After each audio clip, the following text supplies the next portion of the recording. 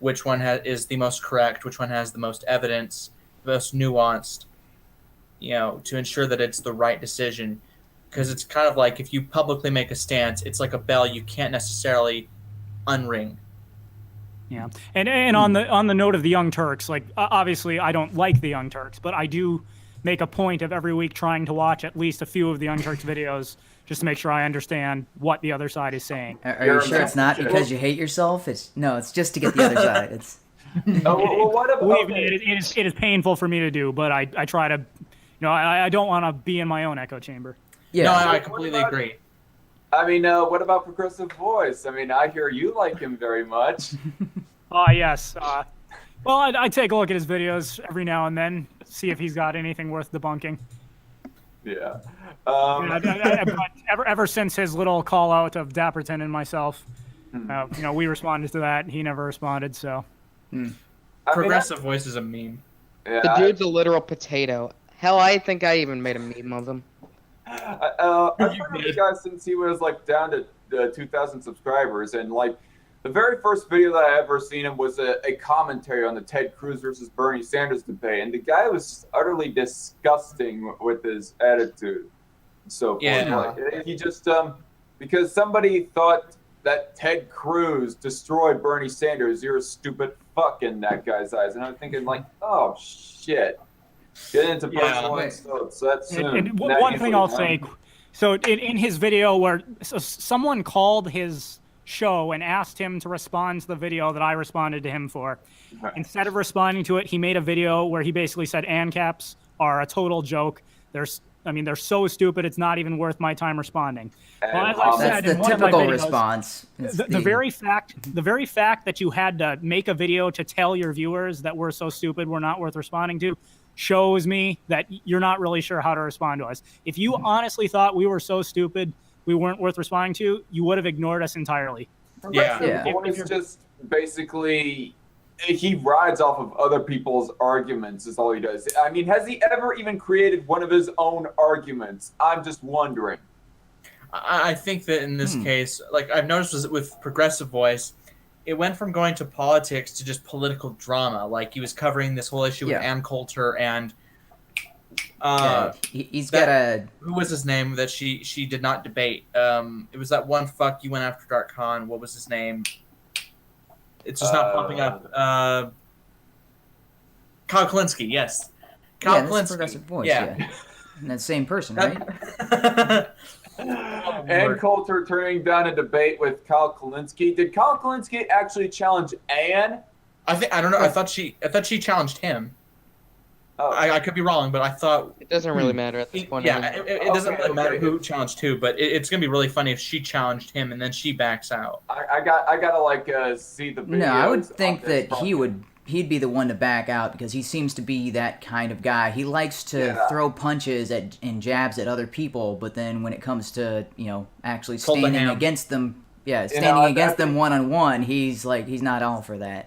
One thing I at least respect about Cold of Ham, which basically, who is like, Kyle Kalinske is one of his heroes, but at least Cold of Ham, he fucking debates people. Kyle Kalinske is virtually spineless. I mean, he has somewhat of he gained some ounce of respect from me when he decided to debate Razor Fist, but Razor Fist is not exactly the sharpest razor in the bathroom drawer. Just saying. Oh, did definitely they actually Occam's razor. Did they actually have a debate? I'd like to see that. Yeah, it was earlier this year or last year. No, it was a while ago, but yeah, they debated over. When I was following that, it seemed like there was always some reason one of them couldn't do it, and I'm like, it's not worth it. But if they actually got around to actually having a debate, it was no, they did. Yeah, what Esmond said. Yeah, it was on the Drunken Peasants. It was like a little over 2 hours. Yeah, so it wasn't on their respective channels. It was on the Drunken Peasants. And I don't know. I mean, I thought you had heard about that debate earlier this year, HUMANE. It's not ringing a bell, but that'd be something I'd be interested in seeing. Although the Drunken Peasants kind of makes me want to go to. Hey, yes, man. Who was that one guy that went after libertarians, calling us all stupid and all that sort of thing that you made a video response to? It was this one channel. Let me see, because Hassan Piker. That was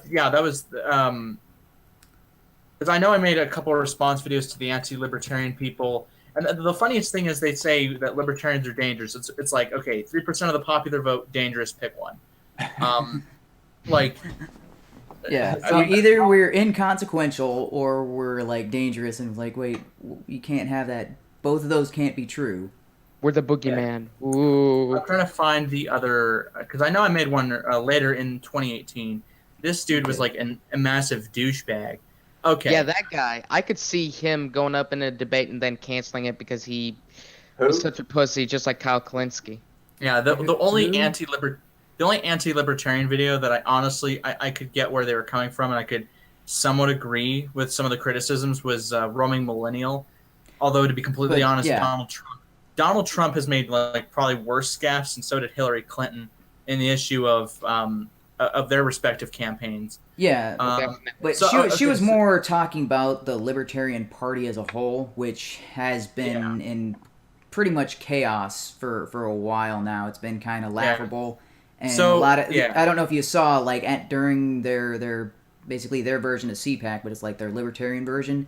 Dude went up on stage shirtless, and I think he was just in his underwear, and just like ran up on stage, and he was like, he wasn't a nobody in the crowd who was protesting or something like that. He was actually like, I forget where, he was somebody who was at least mildly associated with one of the groups that's at the Libertarian convention. So it's not like he was some random convention goer. He was somebody who was actively involved in that and just stripped down to his underwear, ran up on stage because Libertarian Party's that laughable. It's just although one could probably make the point that Roman Millennial, the Republican Party, has more faults than the Libertarian Party. Or something. I want to answer Crusader's question. The video you're referencing came from Newsbroke. The video is called "The Religion of Libertarianism," and I'm pretty sure the ANCAPs would call it "The Religion of Statism."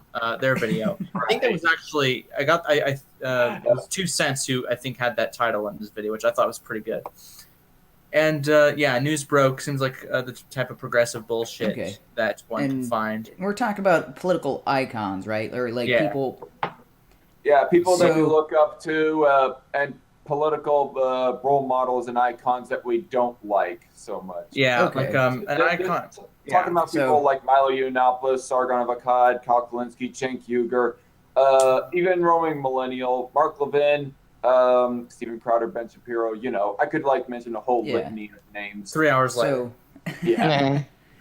Okay, so of the ones that you've mentioned, I know we were talking just about Roaming Millennial's video, and as far as she seems to be one of the most consistent on a lot of things, and even though I disagree with her like if she was talking about libertarians overall, I could understand the criticism.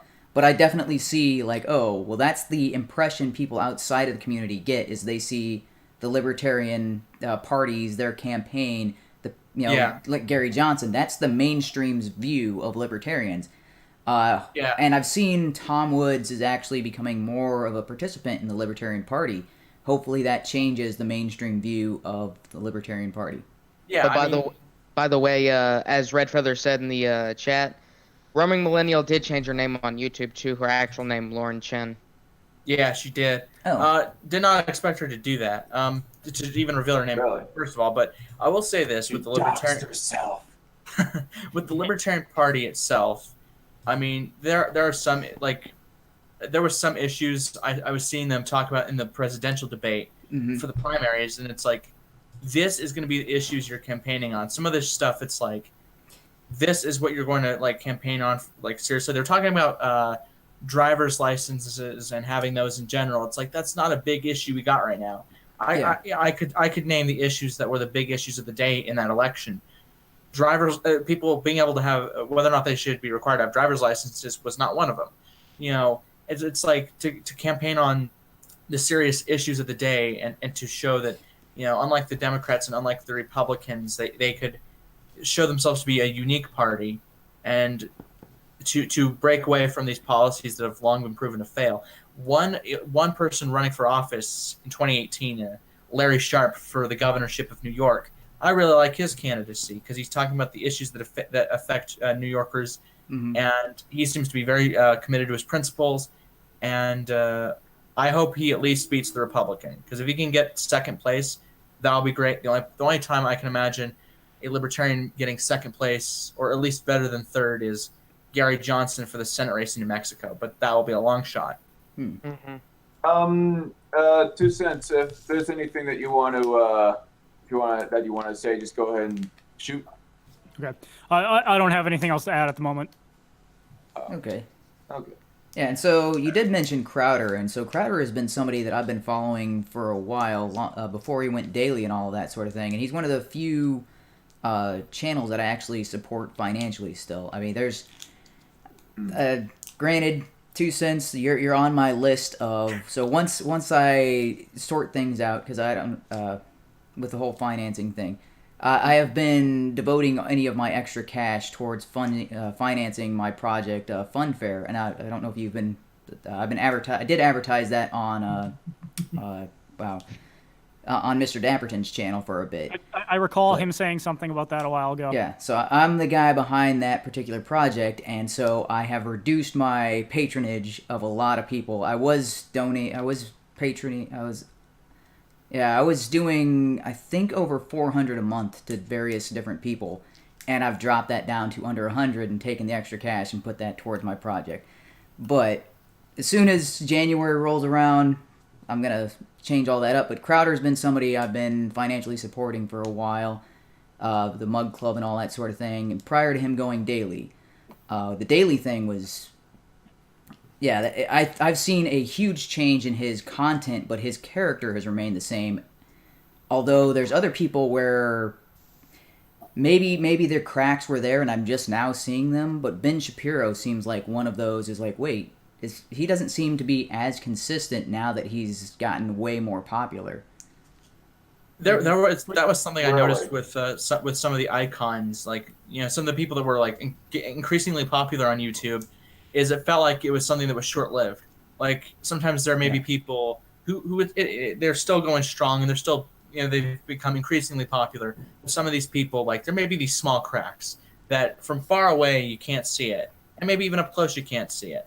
But now it's like, regardless of it being far away or up close, the cracks are just overwhelmingly wide open, and the number of problems are becoming increasingly lopsided for these people. If I could ask HUMANe Mind quick, can you give me an example? I know a lot of different people who have issues with Ben Shapiro, but just for example, can you think of one major issue that you think he's been in? The major issue, because he for some reason is against Roseanne Barr and is like is saying that she should have been fired for her claim.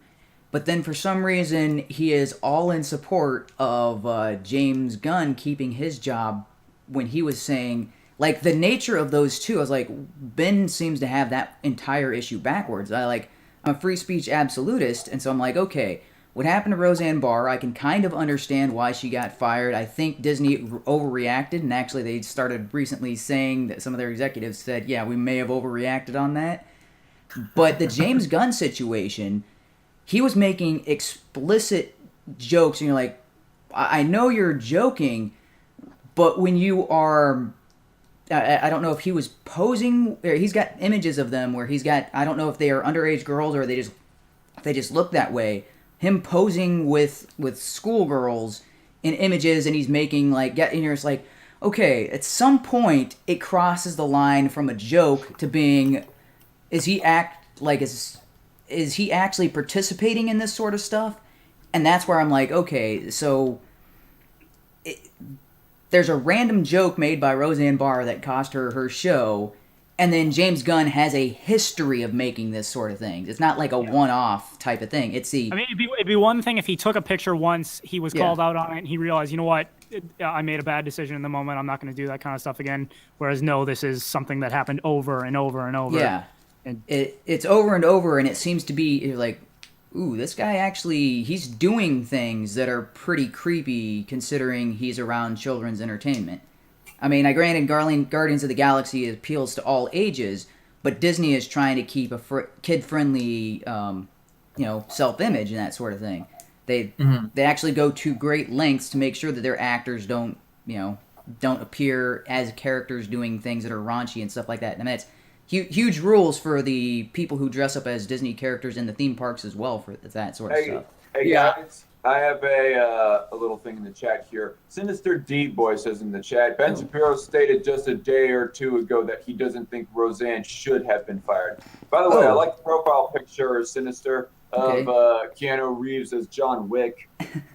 So he might have changed his stance on that. I know he was he's been tweeting about Roseanne Barr, and he was saying, yeah, she should have got fired because what she said was racist.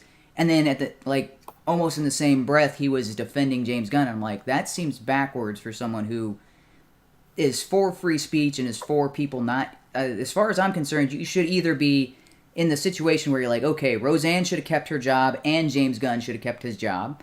That seems like a defensible position. But the position of James Gunn should keep his job and Roseanne should get fired, I'm just like, that just seems like a petty, like you just don't like Roseanne as opposed to being consistent on principle. I want to mention like one thing about Ben Shapiro, though. One thing that I constantly see, particularly from alt-writers, but just people in general in the comment section of YouTube videos, is saying of how Ben Shapiro, he advocates for allowing diversity, racial diversity within European and North American countries. Yeah. But at the same time, for Israel, he's for a Jewish ethno-state, basically. Like, only Jews allowed in Israel. Like, it almost, any comments on that? I will say with that, I think that is something he's inconsistent on. Now, to be fair, he does try to explain what he sees as a meaningful difference. He said, and I guess this may, someone like Ben Shapiro being an Orthodox Jew, I'm sure his religious beliefs very heavily influence the way he looks at the situation. But he says Israel as a nation, and in his view, and obviously this is something very hotly debated, but his position would be Jews have always lived in Israel. It's always been a Jewish state, and it was always founded on the principles of being a Jewish ethno-state. Therefore, no reason to change that now. America was not founded on the principles of being an ethno-state. We were founded on the idea of civic nationalism. Mm-hmm. And he sees that as the meaningful difference. Now, I'm not convinced it actually is a meaningful difference, but that's how he justifies it. I could also see that as being, well, that is their country, and that's the way they've decided to run their country. So I'm not going to tell them how to run, how they should do things. But then again, he's also that would be an inconsistent position for him to hold as well, because he's talking about how other people should run their country when he's talking about the EU and those countries. Like, oh yeah, this is what they should do. He's got an opinion on all of that. Yeah. For some reason, like when you see Israel, and you're like, well, Israel, are you guys doing this right? He should have an opinion that way, but that might be him siding more with his ethnic heritage than possibly his values. Yeah, and anyone who's an Orthodox Jew believes that the sovereign state of Israel is put there by God, that land rightfully belongs to the Jewish people. So well, even a large amount of Christians too. Just side note. Yes. Yeah. In fact, I noticed it's like one of the few issues the Democrats and the Republicans they agree they speak with one voice on Israel. Mm-hmm. One thing that I have been noticing in recent months as well is that, generally speaking, it almost seems that people are learning to respect or even outright like Steven Crowder better than Ben Shapiro for some reason. I mean, whereas a year or two ago, people would have respected or liked Ben Shapiro better than Steven Crowder, but now the shoe seems to be on the other foot within this year. Yeah. Well, one of the big things. Been noticing that? Yeah, one of the big things that I've seen is Owen Benjamin, which Owen Benjamin has been a frequent guest on Steven Crowder, and Owen Benjamin is calling, he says he still likes Ben Shapiro, but it seems like he's always got something on one of his streams where he's, saying, oh, here's something Ben Shapiro did that okay, you're doing this wrong, or you said something stupid again. And Owen Benjamin his crowd is exploding right now, and a lot of that, and so his crowd is merging, or at least I guess overlapping heavily with Crowder's crowd, as far as his fan bases and all that sort of thing goes. Yeah, I would say also it seemed to me with the whole fight between Alex Jones and Ben Shapiro, it seems to me people who are really fans of Alex Jones now absolutely hate Ben Shapiro because Alex Jones told them to hate Ben Shapiro. In the same way, Ben Shapiro, didn't say this exactly, but he said, he had very harsh words for Alex Jones. So now all the people who really love Ben Shapiro are condemning Alex Jones at every turn. So it is almost, a tribalism that everyone rallies around their favorite political commentator, and when their commentator says hate this political commentator, they do. Well, that's ever heard of Living Colour's song "The Cult of Personality"? Yeah. That's what I'm thinking of right now. It's an awesome song. I'll have to DM it to you, S-Man. Sure. Anyway, go on. Oh, well, I was just about to say, that is another area where Ben Shapiro kind of like, dude, I still like him. I still like to hear what he has to say on a lot of things. But his comments concerning the whole Alex Jones being kicked off of every platform, it seemed like he was like, oh, well, that's what he deserves. And I'm like, really? You don't see this as the canary in the coal mine? You don't see this as like, okay, this is the first to go, right? And it's like that poem where they're talking about, well, when they came for the Jews, they said nothing. And when they came for the gays, I said nothing. And when they came for me, there was no one left to say anything for me.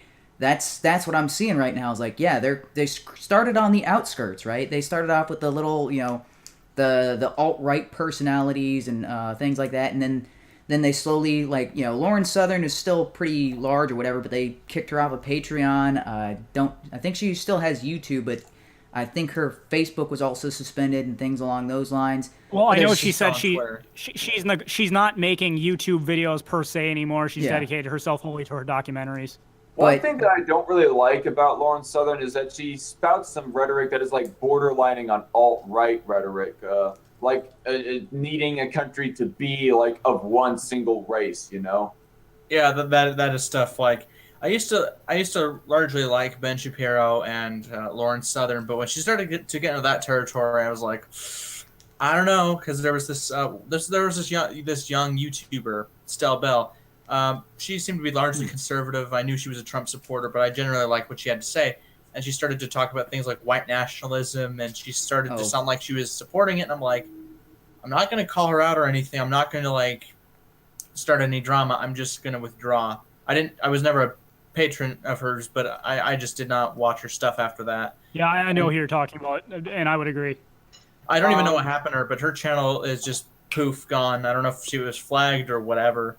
But I'll say I have a similar experience. I don't know if y'all know who Lauren Rose is, but I actually did a video on her for my Beauty and Brain series. She made a lot of really good videos in my opinion, and then suddenly she just shifted and went completely alt-right and only started putting out alt-right stuff. I responded to one of her videos, and then out of the blue, she just deleted all her content off YouTube. So. Yeah. So there's been a couple of those. What was that? The Raging Storm did the same kind of thing, right? Rage After Storm, yes. Rage After Storm, yeah. So she was like, okay, this is decent content, and then for some reason she went the full retard, and you're like, whoa, how did you go from what you were talking about yesterday to being all saying, oh, white people are better and those other races are inferior? And I'm like, yeah. I wouldn't say Worski went retard. I just think he went full blown fucking insane. No, I question his mental health after he set his nipples on fire. But yeah, I mean, Andy Worski, he's not a complete and utter moron, but he definitely went crazy, I would say. I mean, with Rage After Storm, because I was following her content, as soon as I saw the video, What is Race Realism, I just face palmed internally, and I was like, yeah. I mean, Humane and 2 Cents, what do you think of Lauren Southern and her race identitarian political beliefs? Well, I'll say what kind of confused me is that Lauren Southern was a libertarian, so far as I can see. I mean, a minarchist, but a libertarian nonetheless. Yet, even so far as campaigning to be elected as a libertarian candidate. Yes, and she did when she ran for. I mean, she was the youngest candidate. I'm not sure ever, but when the one race she was in, she was. And she got a significant amount of the vote. Now she started, I think her whole sort of drift toward the alt-right. She started moving towards border security and national sovereignty, which I've said before as an ANCAP, I don't support. I support open borders principally. I understand that it would be my view that you've got to eliminate welfare and the election process before you eliminate borders. But she went from kind of a pragmatic support of borders to a more, really strong nationalism is important, identity is important, not fully alt-right, but moving towards there. And I feel like she stopped talking about other issues, and that became kind of the central focus of some of her content, which is why I kind of stopped. I watch her a lot less than I used to. Now, to be fair, I think her documentary for South Africa was amazing and all that. And then she's got an upcoming documentary about borderless for the EU, which, so I'm not seeing, I guess, maybe what you guys are seeing when you're talking about her alt-right leaning. Now, Brittany Pettibone, I would say, yeah, that's definitely coming through, and I think that's due to her kind of relationship with the, was that guy from Martin Sellner. Yeah, Martin Sellner.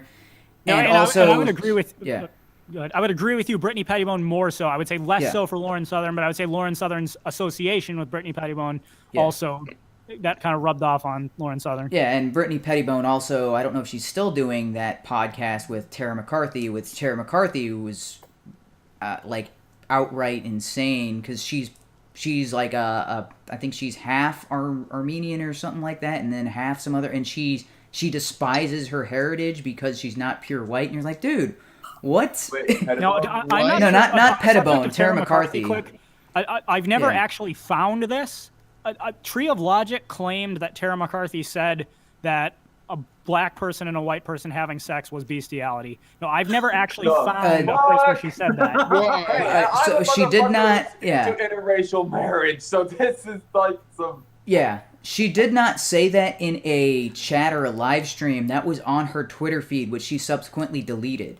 There are archived images of her saying that. She didn't say that a black person having sex with a white person would be bestiality. She quote tweeted somebody else who was talking about an interracial relationship, and she compared it to bestiality, and just like, well, it's close enough to what Tree of Logic claims she said. And you're like, it's not exactly accurate, but you're like, she's basically saying it's close to bestiality. And yeah, Tara McCarthy, like, I don't know what was going on with that. She's gone full alt-right down the stupid path. Lauren Southern, I think, is she's said that on streams where she literally is not. She's sad that she's not pure white, and she's upset that her kids won't be pure white too. And you're like, dude, what is wrong with you? Lauren Southern is still this side of the alt-right, but I think she's been saying things like you were saying. So what she said when she was in Australia with Stefan Monalou, she said something to the extent of, I don't see how a culture can be stable when it's a mixed society. Like, I forget the exact phrase she said, but it was something along those lines. She was saying, in order for a country to remain stable, it seems like all the history points to it being a homogenous society in order for it to be stable. Dark Conservatarian, if I could quick just say, unfortunately I'm going to have to go here in like 3 minutes, but so if I can quick just add something in. So what I guess the question that lingers in my mind about Lauren Southern is, now, as a libertarian, it would be my viewpoint, if white nationalists want to only voluntarily, like of their own accord, want to come together and form their own voluntary white nationalist city, society, what have you, and not do business with any people of other races, I think that's their right. Now, I wouldn't personally think it's even good for them to do, but I would say that would be their right to do it. But it's unclear to me whether Lauren Southern is saying, I think it would be better if people formed of their own voluntarily formed ethnically homogenous societies, or is she saying, no, we need to use the power of government to make the societies ethnically homogenous? Yeah, that is a point. So I would say if all she's saying is, I personally think society would be better if we just chose to interact with people of our own race, fine, fair enough. You can still be a libertarian and believe that. But the moment you actually advocate, as Richard Spencer and others do, we need to use the power of the state to force everyone to be ethnically homogenous, well, then that's a problem. So from what I understand, Spencer has been more bold-faced with this. Spencer is saying we need to enforce this. From what I understand, Lauren Southern is saying it looks like that is the only option. And Stefan Monalou has said things to the same kind of extent, and he says he wishes it was another way, but it looks like the evidence is pointing to where, in order to have a stable society, you need to have a homogenous culture or a homogenous race, because otherwise you have these. And studies have shown, who was it? Blonde in the Belly of the Beast has also talked about this particular Harvard study where the author of it was actually suppressing the details because he had found that amongst races or amongst areas or communities where the races were mixed, there was an increase in, or there was, I guess, a decrease in trust between those groups. And he was trying to, come up with other kinds of conclusions, and eventually people forced his hand, and he had to release the data. And it's like, yeah, it seems like the more homogenous a racial group or an area is of race, the more trust there is in that community naturally. And so the question is whether that's the only way to build trust in a society is to have the entire group be of the same. Or is there a way to shift the cultural mindset to trust people regardless of their race and Hey, see you later, ethnicity? 2 cents. And by the way, I just thanks. wanted damn it, never mind. Oh. I'll send him what I was wanting to say in personal DMs, but oh well. Okay. Anyway. Well, thanks for the linking that DarkCon in the DMs of that song you referenced, but So I don't think either of them are in favor of an ethno-state. At least from, I've been following Stefan for years, and even what he's saying in his current videos and stuff like that. Yeah, that's not the message I'm getting from either Lauren or Stefan. But I'm saying is they're looking at the data, and it looks like the data is saying, well, we've tried multiculturalism, and every time it seems to, every time you try to mix these cultures together and try to get people to get along, it ends in disaster. And the areas that have the least amount of difficulties with this are areas where the populations are largely homogenous ethnically. Well, what do you gotta clarify? What do you mean by multiculturalism? You mean like multiple different types of clothing, of foods made, or are you talking about different? No, this is like shitting in the street versus flushing in a toilet, or speaking Spanish versus speaking English. So everything is kind of included in that multiculturalism. I just hurt your feelings, yes, man. Yeah. Thank you for that description, Zach. Now, JJ, you go. Shut up and walk that Trail of Tears, boy. How about I throw you back over the border wall, boy? So,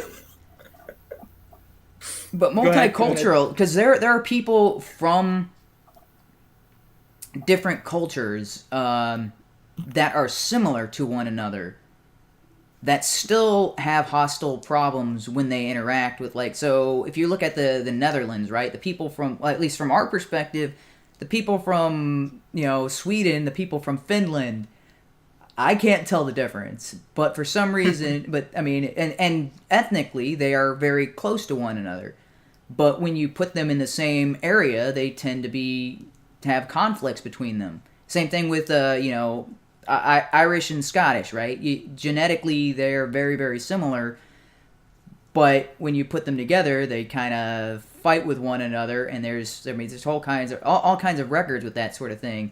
So it's, to me, those types of situations actually disprove the ethnic component to it, and because that's what when you're looking at data and you're looking at low crime rates and stuff like that, populations like Japan, where it's mostly people of the same kind of genetic heritage, and people of and in Denmark is one of the other ones that's mentioned, and Poland as well. Poland has a very homogenous ethnically group, and they've got a significantly low crime rate in their area. But hey, HUMANE, I just want to say I don't want this to go off on too much of a tangent about this, because we mentioned this type of topic in our response video to Richard Spencer during that debate. Hey, what's up, two plebs? Yeah, he said he needs. Sorry about that. I was muted. How goes it? That's going pretty good. Two plebs. Everybody meet Two Plebs Talks News.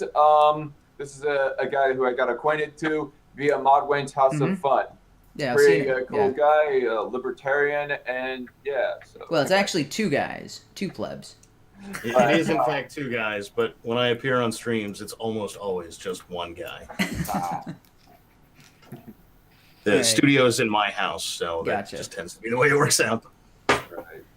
All right, and so so I don't want to go too much further down this tangent, but there are examples of people from different races, but of the same faith or culture, getting along just fine. Like this is very huge in the Christian community, where there are Christian churches that are multiracial and they all believe the same kind of thing, and they all get along, and there's no issues there, and they'll actually form communities around those churches, and I'm like that to me points that the racial component is not as big as some people fear it is. Well, the racial component's only ever as big as we mandate that it be, right? So here in the U.S., we went really far out of our way to decide that there is, in fact, a black culture that is very different from white culture. And that, of course, means they cannot be the same or agree on things. And in a church-like setting, you have a Christian culture, which finds black and white irrelevant. Yes. Oh, and actually, while we're talking about this issue, that brings us to another icon, Candace Owens, who's been kind of a little polarizing in various communities. Because when she first showed up on the scene, I was like, "Oh, hey, this is something. Yeah, I've never seen anybody talk like this. She's funny, she's hot, and seems to be speaking truth to power." Of course. And then the whole social autopsy. Conservative, you can.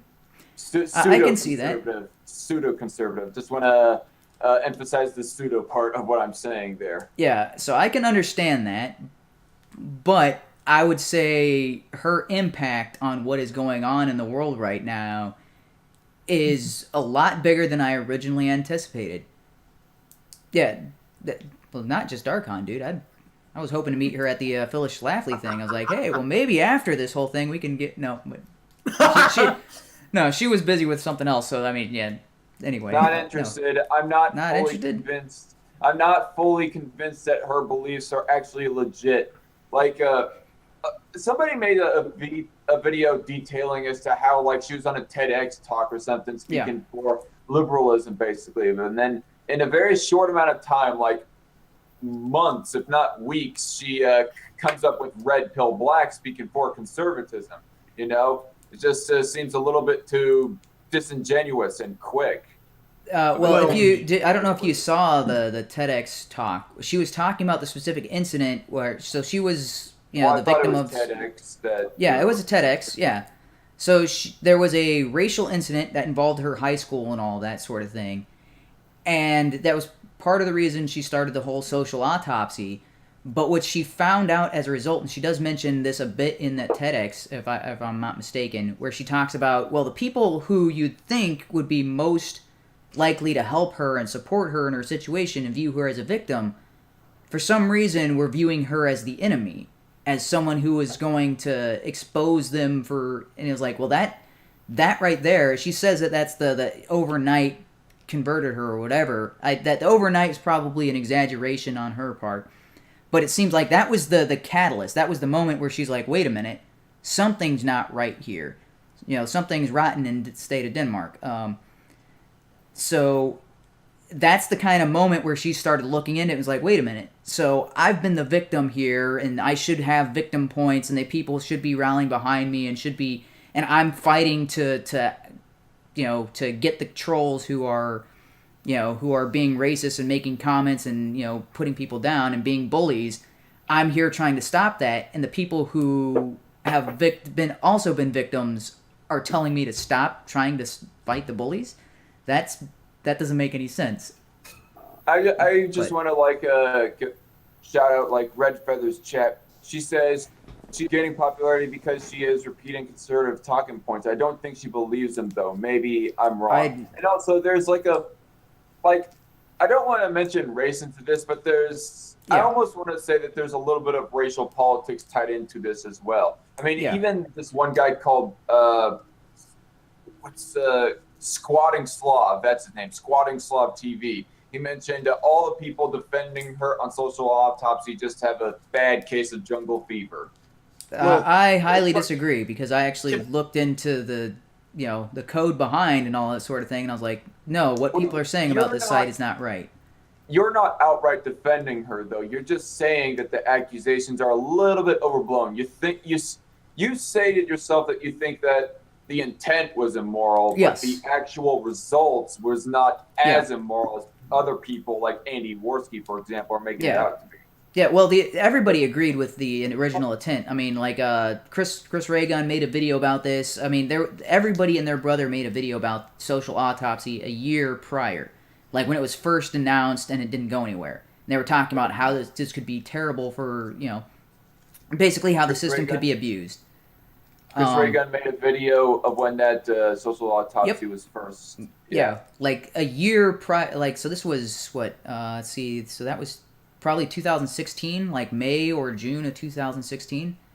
Like a bunch of big names made videos about Social Autopsy when it was first announced on GoFundMe or whatever, or Kickstarter or whatever it was. Okay, so yeah, when it was first announced. Tree of Logic, you were not the first. No. Tree of Logic. Well, she wasn't even the first because it was actually Cognitive Dissonance, or was it Harmful Opinions, or right, or whatever. That sounds right. I think he was first. I mean, he's usually on top of that sort of thing. So Harmful Opinions. Harmful Opinions. Well, it was his other channel, which I forget what he called it. Cyber something or other. Cyber Violence. Yeah, Cyber Violence. Like, yeah. So Cyber Violence is the one who originally broke the news that Social Autopsy a year later was still up and running. And then Tree of Logic piggybacked on that, and Tree of Logic is the one that kind of exploded it. But then again, that's because she was partially making claims that were completely untrue about Social Autopsy. She's like, "Oh, it's got my name and my face on there." I'm like, "No, it doesn't. I've looked at all the pictures. I've looked at the JSON files. You're not in there. No matter how much you want to be in there, you're not. The only reason you could know that you're in there is if you submitted your name and image." And guess what? It's not hard-coded. It's not part of the hard-coded data. It just didn't go anywhere. You think you submitted it to their database. It didn't actually get saved. Because all the information that was in that JSON file, that's hard-coded information. And it's a placeholder. Okay, so can I just answer that with Control X? Yeah.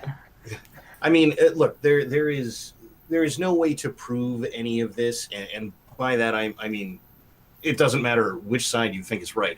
There is no way to prove what information they stored. Yeah. Literally none. Yeah, there's no way to prove you can prove that they have information, but you can never prove that they didn't have information. Yes. The notorious difficulty of proving a negative that way. Yeah.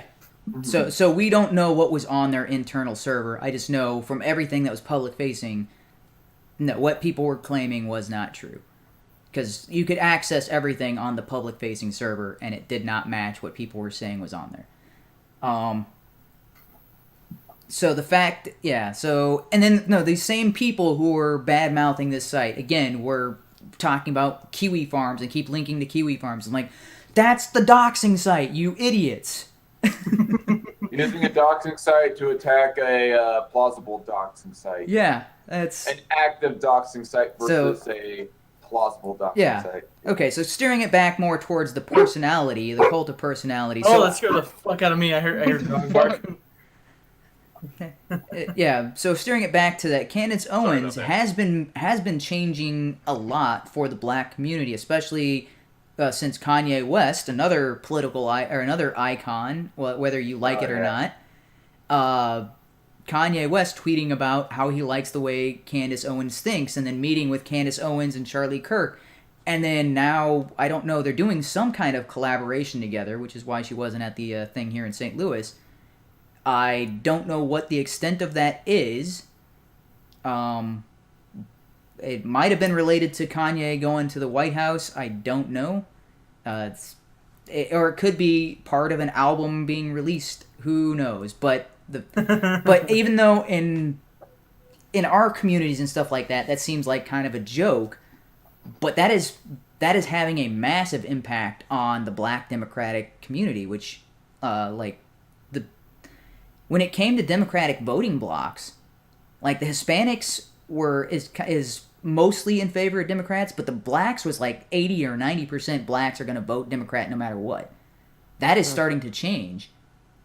We're seeing massive shifts in that demographic where it's like, oh, that used to be something Democrats could, like, okay, we've got the LGBT vote, we've got the black vote, we're working on the Hispanic vote, and you're like, well, now they don't even have that black vote in, solid like they used to have. Well, now that's starting to break apart. Anybody's vote is solid anymore. Though honestly, nobody does, right? I'm not sure anybody ever did. I would say for a number of years, it was pretty like Obama, like the Rust Belt. They could kind of rely on the Rust Belt. Obama had the black vote. And look, again, the identity politics issue comes into play there. Yeah, we've told black people that it is, black people is a culture. It's a way of life. It's not just a designation of your race. And so, because Obama was like less than or more than 5% black, that was good enough. We have a black president. Ta-da! Everybody vote for him. Wait. Well, according to Democrats, even if he was 124th black, he'd still be black. Fair enough. In which case, by the way, I'm certain that I am black. The Blacksikins. But by the way, I got a question. Would any of you vote for Kanye in 2024? Fuck no. No. It would be funny if he ran, but no way, man. He is like, so he's got moments of like, dude, wow, that was actually spot on.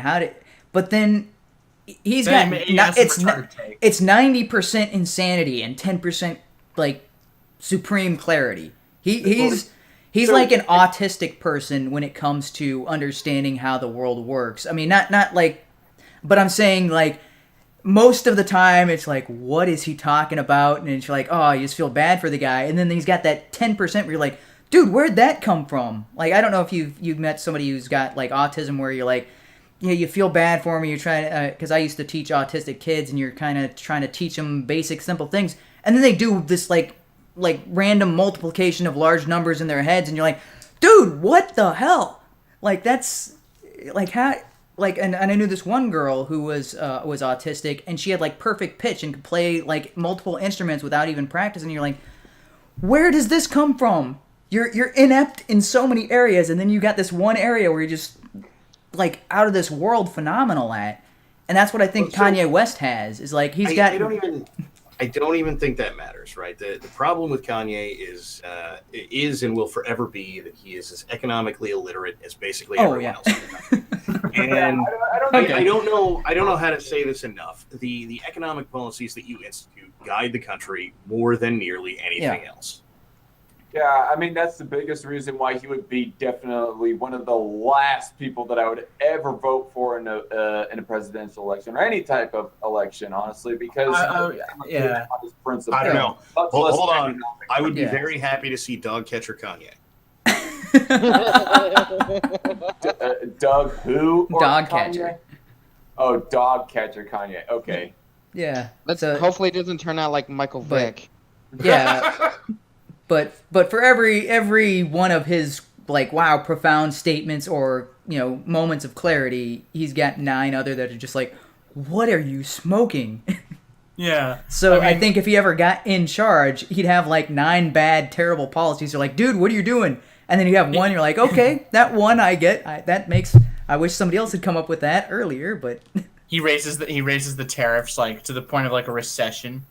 Oh yeah, it would be running this country in the ground like pretty quickly. I'm not even sure that like tariffs would cross his mind at any point. His development has a tariff. There's tariffs on his mental development. Right? Okay, so let's see. So I want to ask two plebs. Who would you consider to be like your own personal political icons that you really like and that you really dislike, even? Some you like, some you dislike. So let's start with I know that he's not necessarily political, but he does plenty on politics. Soul. Who? Thomas Sowell. Yeah. Yep.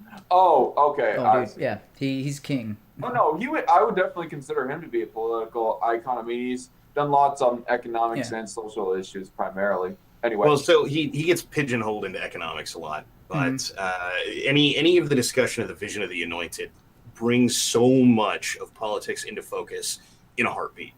And that, I mean, there's just no two ways around that.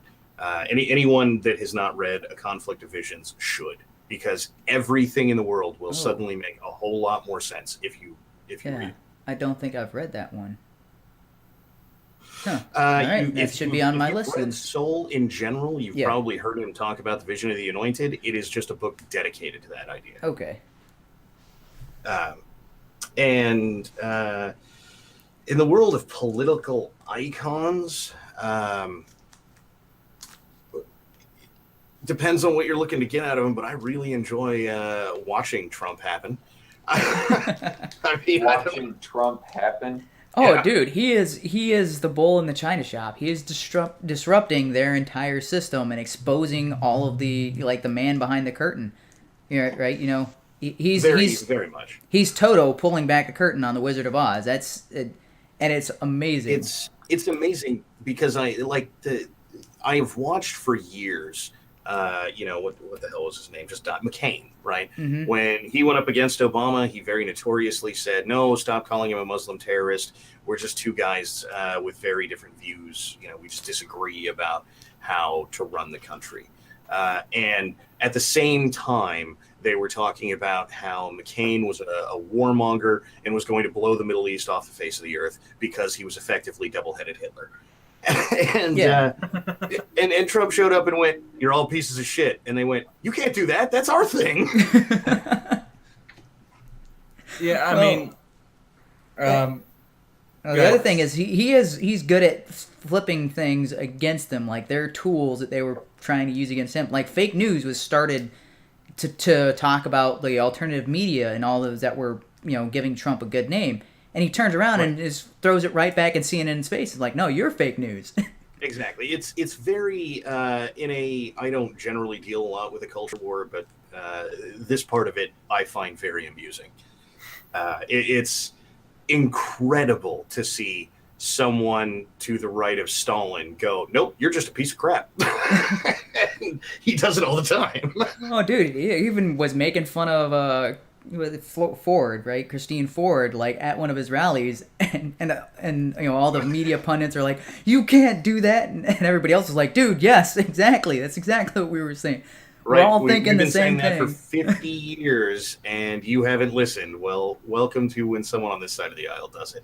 You hate it. Congratulations. And look, when I say they call him Hitler, I mean, what was it? Chris Matthews on the day of his. Not election, when he actually became president on the inauguration. Yeah, inauguration. Thank you. Was sitting there. His speech was very Hitlerian. Like, look, you only get to call everybody to the right of you Hitler so long before at some point they just go, no, pound sand. And he is nowhere near as nice as that about it. So I am enjoying it. I don't know that I would look to him as some sort of guide for most things. That said, I like what he's doing on policy. So, yeah. Oh yeah, I don't look up to Trump when it comes to as a man of principle. Honestly. Oh no. when you're looking for somebody who's like a role model, like someone who can he's not somebody I would hold up in that position. But I mean, as far as a president, I think is like, dude, I can't think of anybody else who could fill the role that he's filling right now because it's necessary. Well, nobody alive, that's for sure. Yeah. There have been a few people in history that one of my favorite things ever is somebody on the left that was bankrolled by CNN just released The Reagan Show, a documentary about Reagan being a bumbling fascist idiot who had no idea what he was doing and was really just this big over-the-top fascist asshole. And I went, be a Reagan? Yeah, Reagan, right? Ronald Reagan. Yeah, and you're like, do they have the right guy? I mean, I think Alzheimer's may have started to. I think by the time he did leave office, I think he was starting to come down with it. Like they officially diagnosed him in 1994.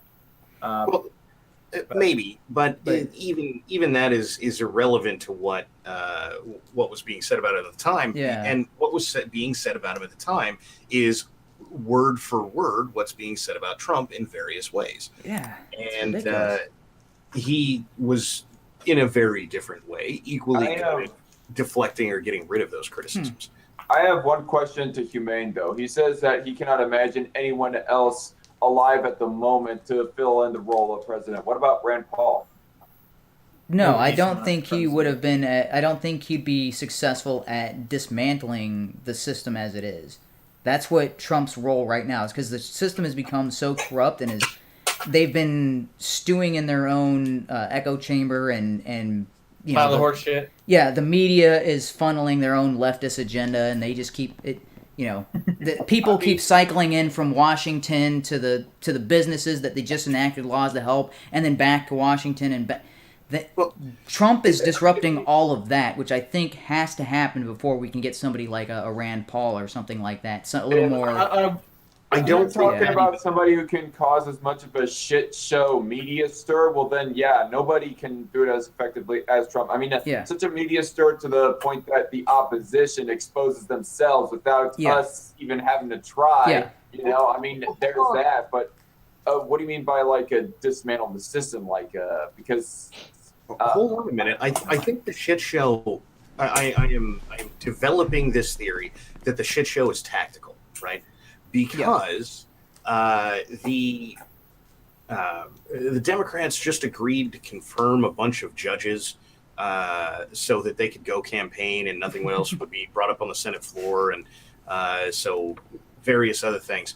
And the moment they walked away, something got brought up on the Senate floor, and they were terribly upset about this. And I went, well, this is the same kind of shit that Obama did during his time. You know, we all had the same complaints then. You said it was okay, so now it's okay. Deal with it. But a lot of these things, he gets a lot of policy passed while standing on TV talking about Ford. And I mean a lot, right? Yeah, there's a lot of political theater. Right? We spent a lot of time on the channel talking about like actual laws that got passed and the way that, you know, what this will do and all that sort of thing. And all way more than we could ever cover gets done. And no one is talking about it. No one gives a shit. Well, do you know if the heartbeat bill has left committee yet? Because that was something that The heartbeat bill. yeah, it's something Steve King was talking about. He was saying as soon as Kavanaugh is confirmed, they're pushing forward Iowa's heartbeat bill. Oh Lord. That's that's. All right. I was like, dude, that's exactly what we need. So Okay, basically, let me look at this heartbeat and okay, yeah, I see what they're talking about. Okay. yeah, Heartbeat bill is a form of proposed abortion legislation in the United States, which makes abortions illegal as soon as the fetus's heartbeat can be detected. yeah, Based on the conclusion that a fetus is a person as soon as it has a heartbeat. Fetal heartbeats can be detected about 6 or 7 weeks into the pregnancy, but maybe as late as 12 weeks when detected with a Doppler fetal monitor. I've never heard of what that even is, but yeah. I'm pretty sure that's gonna be an interesting that's the bill. kind of legislation that I think is going to go under the radar, and because Democrats are too busy caught up in other things and defending Pocahontas and all that sort of thing, and I'm like, okay, that legislation is just going to go right through.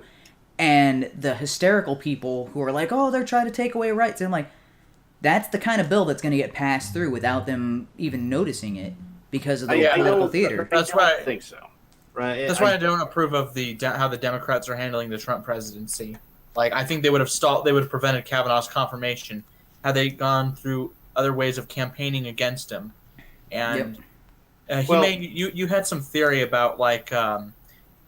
Depending on how the confirmation would have gone, if he would have even been confirmed, that one side's going to get fired up and the other side's not. Yeah, and it could be to their own detriment. Yeah. Okay, so yeah, and I do have to go in about a minute here, so sorry, two plebs. I know you were trying to say something, but since he did ask me the question, we'll try to get this. Okay, so what I'm seeing is, yes, the left is fired up because you saw the crazies clawing at the Supreme Court doors, being full zombie mode. I don't know if you saw. Well, so by the way, another icons or whatever. If you haven't seen Beauty and the Beta, their weekly podcast is really good. All right. But anyway, That was a bit of a scare. I lost Oh. the connection for a second there. okay. God damn, you scared the Yeah. fuck out of me. Yeah. Anyway, so they had they had a clip of the people clawing at the Supreme Court walls and saying "shut it down" and stuff, and they played the Walking Dead Walking theme Dead song theme. over it. Yeah. That was amazing. So so that group is fired up, but it seems like they are unfocused, whereas the Republicans, they're fired up over the treatment of Kavanaugh, which I was not expecting to this level. So it seemed like I am expecting not a blue wave, not even a blue ripple. I'm expecting a red wave in the November 6th. Or is it 7th? No, it's 6th or 7th, whatever. But I think it's the 6th, right? That's when the voting In November. Yeah, we'll just say in November. I'm looking at thing. I'm like, it looks like there's more than likely going to be a red wave because there's so many people on the Republican side who saw all of that and are like that they are pissed, but they are pissed with a purpose. The Democrats got all pissed and hysterical, and they're running around crazy. There is no like the Republicans seem to be like laser like focused on okay. We just need to make sure that no Democrats get in charge because we've seen what happens when they are running or when they're even a small portion of the government. Things just go to complete chaos and they undermine everything we stand for. So California. So I've heard a lot of people who are not even that adamant about being Republican. They're saying, okay, you know what? I'm not going to vote on principle. I'm just voting on keep Democrats out of Congress. And I was like, dude, and so it's not just Matt Christensen, because I know he was talking about that last Sunday, but I've heard a lot of other people, and there's Mark Dice had a video where they were interviewing people in New York, and a lot of them were having the same kind of sentiments. They're like, yeah, this whole Kavanaugh thing, we're so pissed off. We're going to the polls, and we're telling all our friends they need to go and vote Republican, even if they are typically Democrat. And I was like, so that's a base that is fired up and focused. But the Democrats are like in lunacy. They're busy fighting to protect Pocahontas, saying, oh, how dare you say she's not a real Indian? How dare Trump insult her? And they're protecting people like Beto, because I forget what's going on with his campaign or something like that, but it's being torpedoed. They're split in so many different directions trying to put out fires that they have no rallying cry right now. I thought they would have a rallying cry, but apparently they don't. They kind of do. Basically, they just say Trump, right? Yeah, but And I mean, no matter they've been what, saying that for 2 years, so right? Which I don't think is going as well for them as they want, because every time somebody gets on TV and goes, "So record low unemployment," I mean, yeah, it's pretty much whatever else you think of the man, you have a job. Turns out people like that, and I mean, shocking, really. Yeah. There's a lot of talk about, the Democrats like to play this, median wages haven't gone up, but whether you like it or not, cutting taxes for people who actually make money means that they have bigger paychecks. So the end result is everyone that makes more than about $11 an hour everywhere in the country, except California and New York, got a tax break. Now, that is an amazing-ish tactical move because, let's face it, California and New York were never going to go red anyway. So pissing him off doesn't matter for Trump. yeah, And everybody else might. yeah. Yeah, unless the Democrats renominate Hillary Clinton, I think she'd lose in a landslide probably then. That would be amazing. And this is the amazing fun. situation we find ourselves in is every time there's a lull in news, Trump can point out like, oh, hey, record unemployment lows in, amongst women, record unemployment lows amongst the black community, he's got all these things. And those are the types of news that come out and then when there's a lull on the Democrat side, it's like the news is, well, look how crazy these people in Oregon are being. Look how crazy the people are being here. Look how crazy the Democrats are being here. That's the news that's getting out, is every time that there's a, hey, okay, that issue's dead, let's move on to the next one. It's always them doing something so insane, the moderate voters or, the kind of like, what's the word? Enlightenment The centers. casual Democrat, they're looking at the situation being like, nope, I'm out. So they're That's not. Yeah. Oh, man. There's an hour-long discussion behind that phrase. yeah. That Wait. sentence. What, the casual Democrat? Or Well, no, the moderate Democrat voter who goes, okay, the left has gone too far. Dear everyone, whether any of you like it or not, this is how we get conservatives. And it's how we've always gotten conservatives. Because the crazy left goes, we're going to go one step crazier. Go look at the advent of Social Security. The next vote after that was dramatically right wing. And there's no possible way that it could have been if there wasn't people who generally voted left voting right. Now, I get it. FDR got to stay in office till the end of time or whatever, and he was the one claiming credit for that and all this other kind of crap. But every other election was like, nope, we're tired of you doing this lefty crap. And then he wrote out enough time and said, see, we're not killing everybody with this. And so then they decided it was good for him, which, look, is generally how those policies go. But the left does something crazy. It's a bunch of conservatives. It's the way that it goes. It's what I find so irritating about Tim Pool right now, because he's, oh, no, I'm still a liberal. And these people have now just gone too far. And I can't imagine how many times I've quote tweeted him being like, welcome to the right. This is how we all got here. And Dave Rubin has been saying the same thing. It's like, well, I'm still a liberal, but I'm just, why I left the left. And you're like, dude, you're a conservative. You're, you are Dave more. Rubin, I would say, is definitely right wing, but I'm not convinced that Tim Pool is right wing. I mean, he said that he would have preferred Bernie Sanders during the 2016 election above all the other three final contenders for president. So here's how the actual transition goes, right? But I do have to go, guys. So thanks for inviting me. Okay, well, good talking to you, man. Humane. Yep. All right, bye. Hey, invite two plebs onto your chat so that you can have him on your weekly streams or something. You should. Right. I'll be around. Okay. Oh wait, do you have a Twitter or something like that you can send me? I do. Yeah. Yeah. Humane's Twitter it'll be in the is side chat. _mind. Okay. Yeah. I'm pretty sure that's it. Yeah. Isn't Humane a part of the Strike Force podcast or whatever, DarkCon? No, I don't have him on Strike Force discussions because, for one thing, Ren Michaelis is on there. She, for some reason, hates him. And, of course, Cold of Ham is on there as well. And I think Humane would have an aneurysm if I was to invite him on the Strike Force discussions chat. And the Strike Force news stream, yeah, I don't have Humane as a co-host for the news streams. Just send two plebs. He already sent Humane the. Okay. Yeah, there we go. But it's nice to meet you, two plebs. Yeah, nice talking to you. I do have to go. So now that I got All right, that set take up, care. all right, bye. See you later, Humane.